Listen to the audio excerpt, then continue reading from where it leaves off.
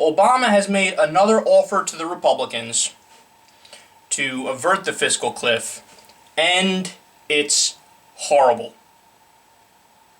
He's a sellout, plain and simple.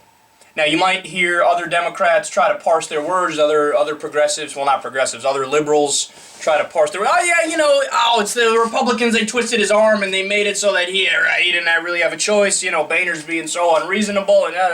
Well, yeah, Boehner is being so unreasonable, but he definitely has a choice. He has the American people behind him in tremendous numbers. I mean, putting aside the fact that he won the election, in terms of the polling on the fiscal cliff in particular, in terms of whose position they agree with more, overwhelming numbers support Obama. And if you break it down issue for issue on the fiscal cliff, an even higher percentage agrees with President Obama's original proposal. So does he need to cave? Not at all. He doesn't need to cave at all, but that's exactly what he did. He caved. So this is just like his first term strategy was, give away the farm and maybe the Republicans will like me. So his proposal was extend the Bush tax cuts for people making $400,000 and under. So now the $250,000 number is gone. Right? They just kick it up. Oh, kick it up, a couple $100,000. Who cares? Whatever. The payroll tax holiday would expire, which means the middle class would take a hit. This is Obama proposing this. This isn't a Republican proposal. This is Obama. Hit the middle class. Let the payroll tax holiday expire. Medicare benefits would get cut. And Social Security... This is an even sleazier way to legislate, because it's just slimy. I'll explain what it means in a second, but Social Security goes to what they call a chained CPI. And that sounds complicated, but basically what that means is Social Security is going to be cut.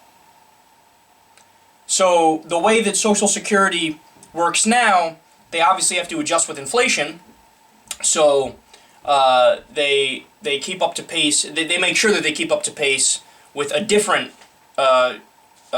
pricing index that allows them to make sure that they know that they're keeping up with the pace. The chained CPI makes it so that they basically underestimate every time now. And this is how the theory goes. If a senior buys oranges and the price of oranges go up, the chained CPI assumes they will move over to apples, which had stayed the same price. So it's a very backdoor, slick way of trimming away at the edges and cutting your Social Security benefits. This deal is horrific. Now, Boehner came out in response to this deal and said, $1 million. So instead of $400,000 and up getting their taxes raised, now Boehner wants $1 million and up. Guys, it is not an honest debate that's going on in Washington.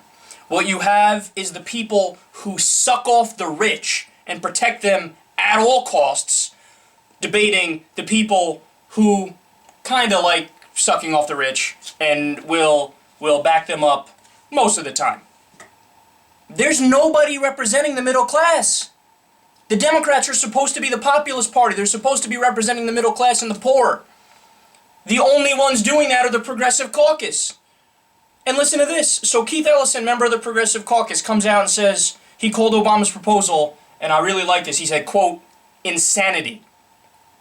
AKA, hell no, you don't have our support. The reason why we were elected is to protect Social Security, Medicare, and Medicaid. And you're going to cave on that? That's a core principle of ours. So he came out and said that, and then Pelosi went on Andrea Mitchell's show on MSNBC, and here's what she said. Democrats will stick with the president, so, quote, suck it up. So Democrats, abandon your principles. Abandon your principles right now. Why? Because we need to be loyal to the person, President Barack Obama, over our actual beliefs, our actual convictions, and our principles, and our ideals, and our ideas, and the things that make us us. The reason why we were elected on the issues. We had an election. We debated these things. It turns out the American people agree. Yeah, people making $250,000 and above. 66% of Americans want to raise taxes on rich people. 68% of rich people want to raise taxes on rich people. But President Obama, what does he do? Rolls out the red carpet for the Republicans. Here, I cave. Here, take. Just don't swing back at me, please. Take it.